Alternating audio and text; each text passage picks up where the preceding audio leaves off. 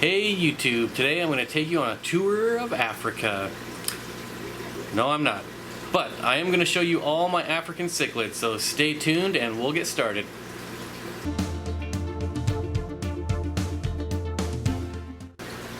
Alright, so this is where we're going to start. This is my 90-gallon grow-out tank. It has basically all my extra rocks and pots and woods in there, so not hardscaped at all. I just kind of throw them in there as I don't need them and take them out when I do need them. But we'll start with this guy because he has colored up quite a bit since the last time I put him on film. And if I'm pronouncing it right, it's an Autopharynx, species torpedo blue, something of that nature. And about 6 of these guys, and I think I only ended up with one male, which is obviously this guy here. Female there. There's definitely more females in here somewhere.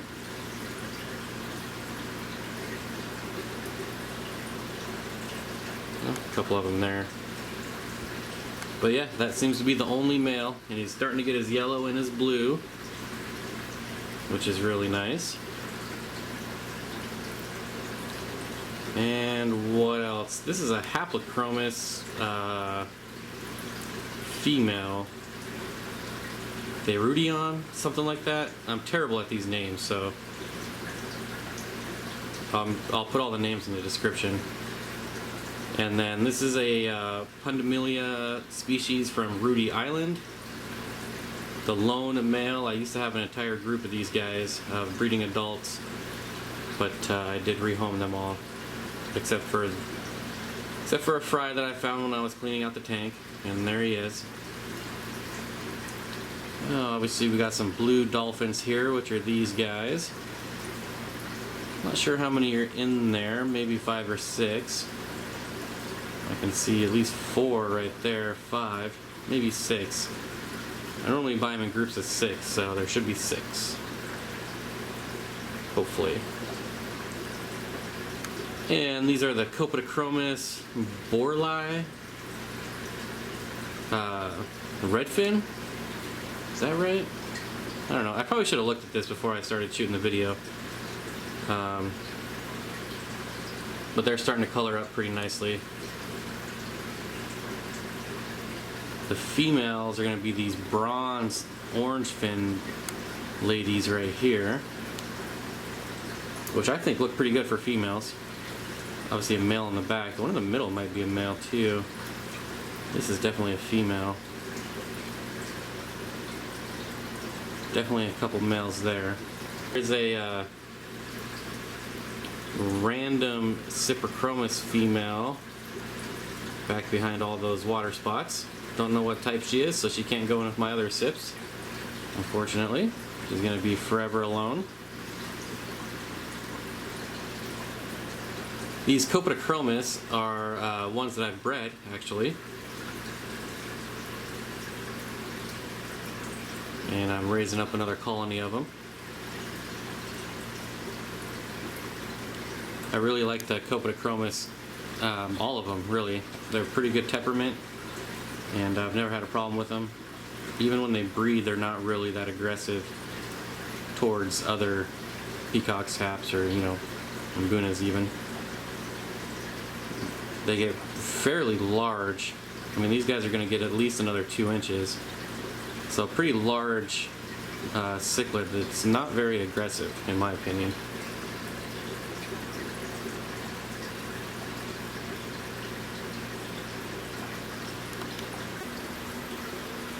Alright, next we're going to look at this 20-gallon, which is currently housing some more grow-outs. These are Cyprichromis, leptosoma, speckleback, Moba. And just growing really, really slow. I need to get them into at least a 3-foot tank, preferably a 4-foot footprint, because they are getting kind of big for this 20-gallon. But not a lot to report on these guys, not a lot of color yet. They are starting to get the black in the fins.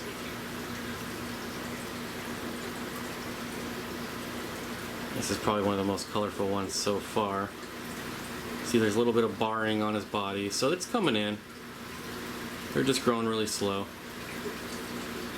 But that's the problem with Cyprichromis, is they take forever to grow. Alright, here we're looking at another Tanganyikan tank and more Cyprichromis. These are the leptosoma tricolor blackfin. And these are a jumbo Cyprichromis, so they are quite a bit bigger than the speckleback Mobas. They still don't have much color because they're jumbo, so they still got another inch or two to go, but they are starting to get the yellow in the fin. The black is, you can see the black in the fin as well. This guy here is probably one of the most colored up ones so far.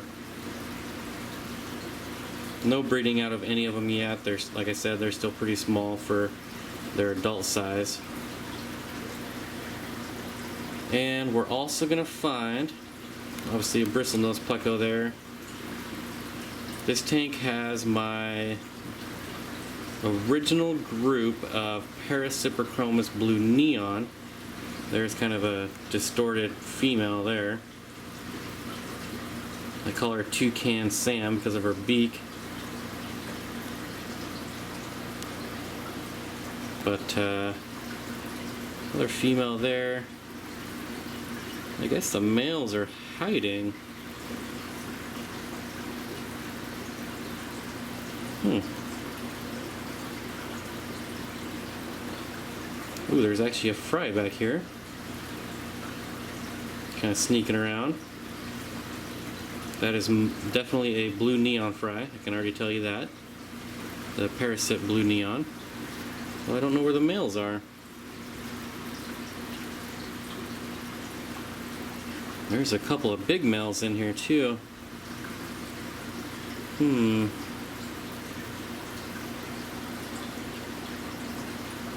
There's one. Here he comes around the back. Alright, now just get in the light. Come on. Flash your neon stripes. Oh, you see it a little bit there. You really got to get these guys in the perfect light.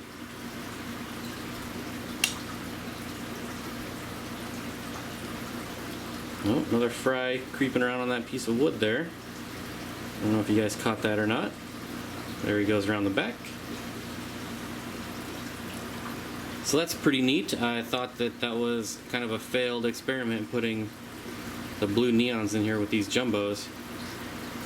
They've been in here about 5 months. I haven't seen any fry till right now, so that's pretty cool. I have these sand sifters down here. I'm not even going to try to pronounce the name. It'll definitely be in the description. And these guys are juveniles as well. So no color. That's probably the biggest one right there. Probably going to be a female because at that size they should have some color. See, this one's probably a good inch shorter. So still a bit too young. There's only 4 of these guys in here.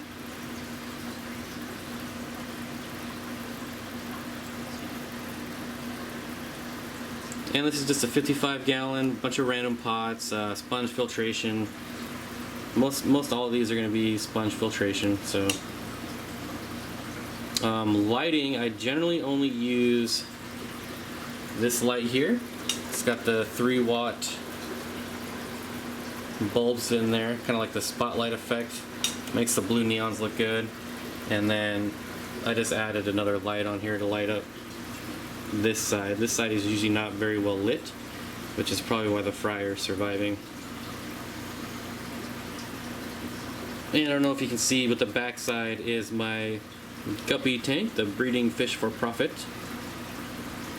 aquarium on the back there. A lot of algae. Alright, let's move on. Alright, here we're looking at a 40 breeder with the only Tropheus I own, and these are the Tropheus and Conde Yellow. And I was only able to get 5 of these. I took a road trip to the wet spot in Portland and they only had 5. I bought them all, and I haven't been able to find any since. I would love a bigger colony of these, but just haven't found them yet. Or I found them and they've been way too expensive. They were already too much at the wet spot, but I overpaid because I really wanted them. The other fish are a Synodontis Lion's Cove Afra, which at this size have already bred for me. The fry have not survived, but still pretty neat that they're breeding at such a small age.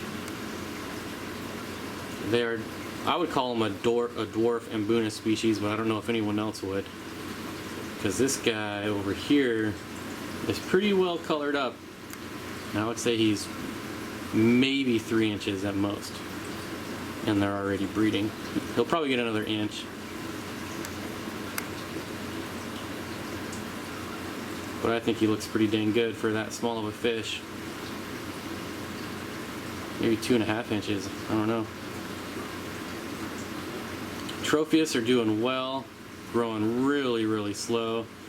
I put an auto feeder on this tank just to try to help it out, but I don't think it's going to help. I just think all Lake Tanganyikans grow super slow.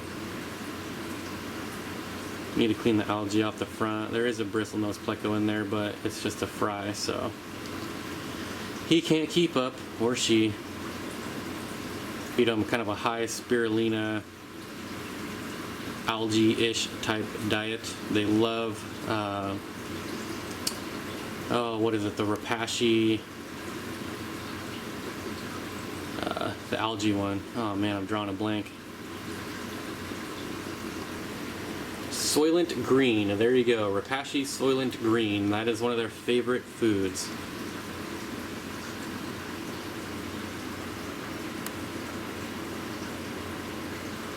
Really, these are one of the fish that I'm really excited for. I really want them to grow up. I really want them to breed well for me. So I definitely pay a lot of attention to this tank. This probably gets my most attention, even though it doesn't look like it with the algae. But I don't care about algae, and Tropheus eat algae, so it doesn't bother me one bit. So here we are, we're looking at another 40-gallon breeder, and more Copedochromis. This is, I had to write this one down. I did write this one down for you guys because it is a mouthful. Let me grab my paper here. Okay, deep breath. Copedochromis treovase mulatto lacoma. Lacomo? Something like that. But, like I said, I love Copedochromis because they get big, 7+ inches. Well, I would say 7 inches is a good estimate. And they're pretty friendly. Now, if I was to put these guys in with the redfin, obviously they're not going to be friendly, but as long as you're keeping one species of Copedochromis per tank, they're going to do pretty good for you. And then my favorite Pseudotropheus, which is no longer a Pseudotropheus, but these small guys are the Aurora. And I used to have a breeding colony of these. I don't anymore. The algae in this tank, again, I like algae, especially for cichlids, because, you know, Tropheus especially, but all cichlids, in my opinion, will kind of graze on it. I don't think I've seen any of my cichlids not kind of peck at it. And this is being lit with a Phoenix Planet Plus, so there's no shortage of algae. There's Java moss in the back, but the only plant, that's Java moss there too. And then just typical sponge filter in the back. But I have to check the upload on when I got these, but I think I've had them for about 3 months now, maybe 4 months. And they're just now, they're getting color on their fins, they're getting the black spots that will go away, I believe, and they should be black on the bottom half and then kind of blue on the top half. So looking forward to that. They should look pretty dang good. So you see, I'm already being able to sex the Pseudotropheus aurora. These kind of gray, plain dullards are the females. Here's a male. You can obviously tell because of the yellow. And I think there's one more male in here. Yeah, back in the right corner there. And this is basically the setup I had when I was breeding both of these. I had Copa with a few different types of Pseudotropheus, and they all bred happily. So, not too worried about it. Obviously, I'll have to move the Copa into something bigger than a 40-gallon as they grow up, but we're doing just fine right here. Probably for another 6 months at least. So this is my breeding colony of Paracyprichromis blue neon. I've shown this on film, I think the last couple videos, at least a couple times in the last few weeks. So I'm not going to spend much time on it. If you've watched them, you know there are 4 mystery Cyprichromis. There's 3 of them right there, 4 of them all right there. So I have to wait for those to grow up. Tons of fry in here. The lights just came on, so they're all kind of waking up. But there's probably 20 or 30 fry kind of scattered out the bottom here. Most of them hang out under the sponge filters. So that's about all the time I'm going to spend on this one, just because I have talked about this quite a few times recently. Alright, so here we're looking at one of my favorite tanks I have going on right now, and this is my 75-gallon Lake Tanganyika tank. Every fish in here is a lake tang. I've got a breeding pair of these gold ocellatus. There's the male, there's a yellow calvus, the leleupi, Julidochromis fry everywhere. There's one of the breeders. That is the nyererei, something like that. It's got the yellow fins, like it's one of the lines I really like just because of the yellow fins. And my jungle val is really starting to take off and shoot across the tank, so I'm hoping to just get kind of that whole background just full of it. Here you can see that the hydrogen peroxide, if you've been following my last couple of videos, you know I sprayed this with hydrogen peroxide and been kind of showing it. So this is after a week and all the leaves are pretty much clear. There's a couple straggling pieces of blackbeard algae on there, but not too worried about that. So that's doing well. See the males flashing. This is the Cyprichromis leptosoma Utinta, and these are their fry.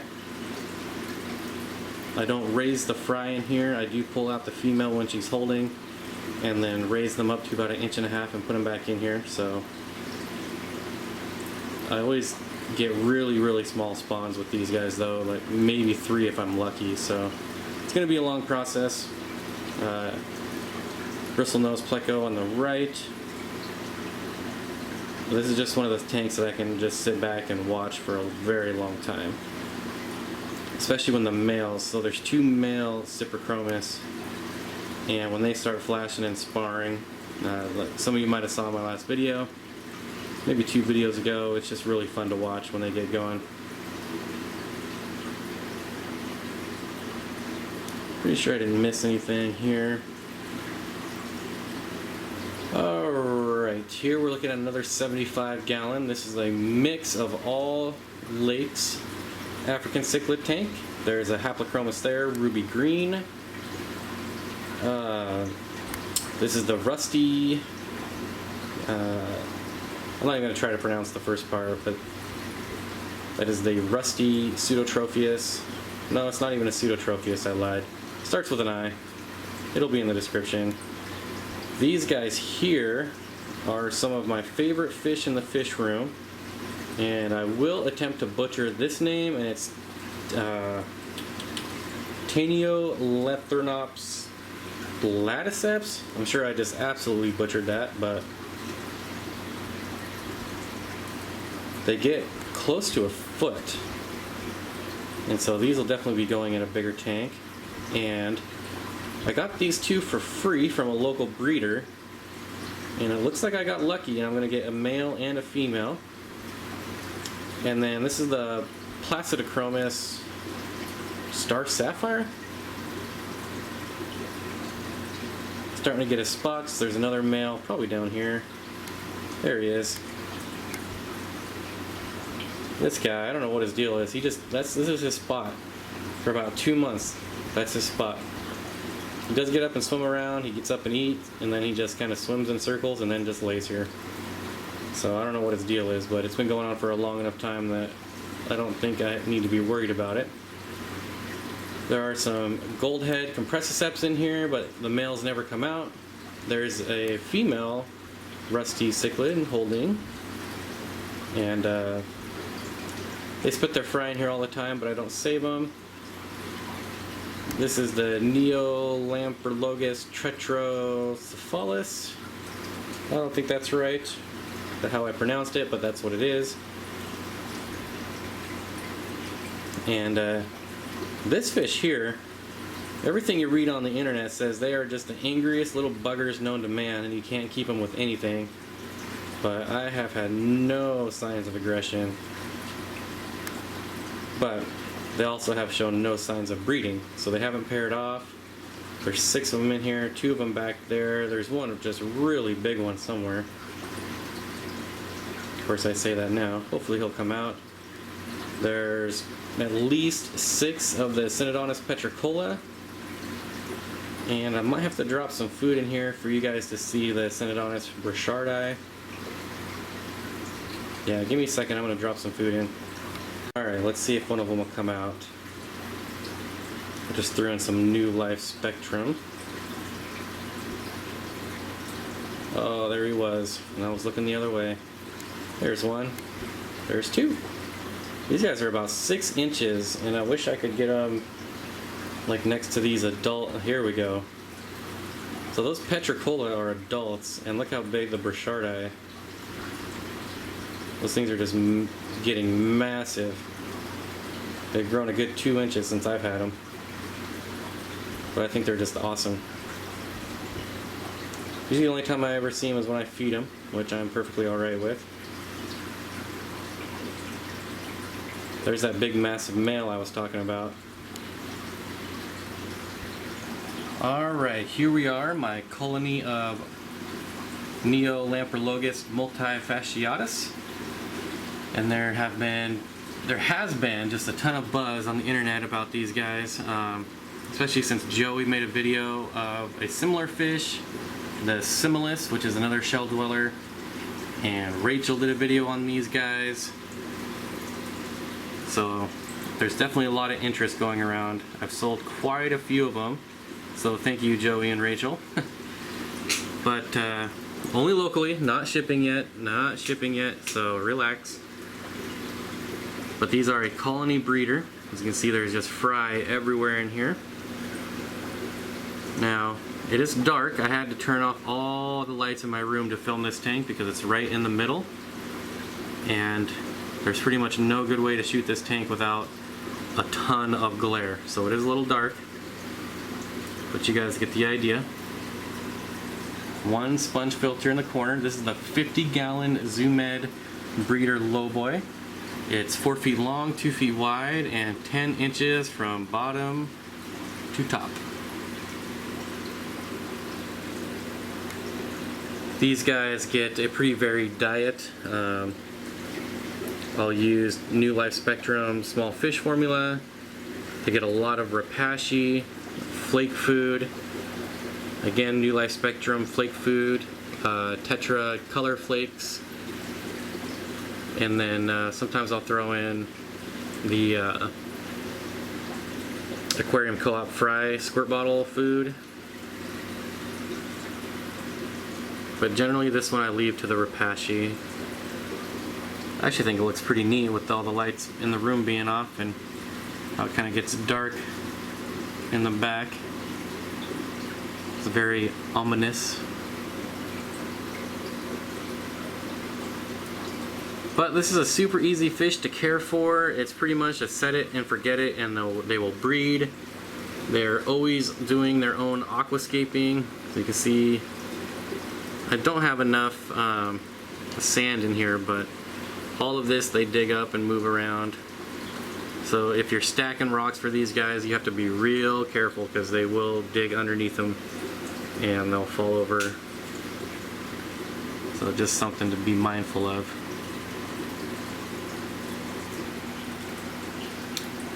So these guys can be super feisty. When you reach in for tank maintenance, sometimes they will actually go after you and bite you. There is a documentary on Lake Tanganyika where it actually shows an alligator swimming by, and it got too close to one of the shells, and a male shell dweller actually went and bit the alligator in the tail. So if that doesn't tell you how feisty these guys are, I don't know what will. But they're absolute true characters, and just another tank that you can just sit and watch for a really long time. Alright, YouTube world, that's going to do it for this video. I hope you enjoyed my tour of all the African cichlids I own. I gotta go get all these lights turned back on, so that's going to do it for me. I hope you enjoyed it, like I said, and subscribe if you haven't, and I will see you guys next time.